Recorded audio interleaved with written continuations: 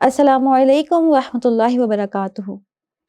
ہم سب کے لیے ضروری ہے کہ اپنی آئلی زندگی میں بھی ہم حسن معاشرت سے کام لیں۔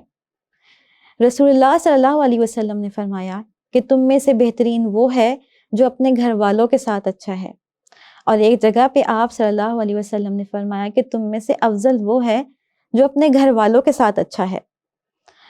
ایک دفعہ سیدہ عائشہ رضی اللہ عنہا سے کسی نے پوچھا کہ رسول اللہ صلی اللہ علیہ وسلم کا اسلوب کیسا تھا؟ آپ فرماتی ہیں کہ رسول اللہ صلی اللہ علیہ وسلم کا اسلوب گھر میں نہایت ہی اچھا تھا۔ آپ ہمارے ساتھ ایسے رہتے تھے جیسے آپ ہماری خدمت کرتے ہو۔ حالانکہ آپ صلی اللہ علیہ وسلم کا جب جوتا خراب ہوتا تو اس کی دیکھ بھال خود کرتے، اپنے کپڑے کی آئی ہوئی خرابی کو بھی خود درست کرتے، کسی کی مدد کرنی ہوتی تو وہ بھی خود کرتے۔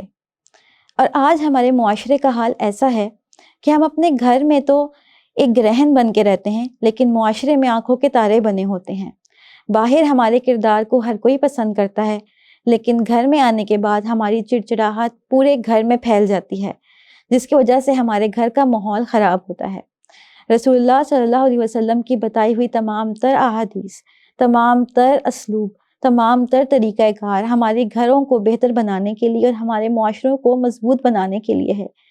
تو کوشش کیجئے کہ رسول اللہ صلی اللہ علیہ وسلم کی تمام تر احادیث کو یاد کرنے کے ساتھ ساتھ ان کو اپنی عملی زندگی میں بھی لے کر آئیں۔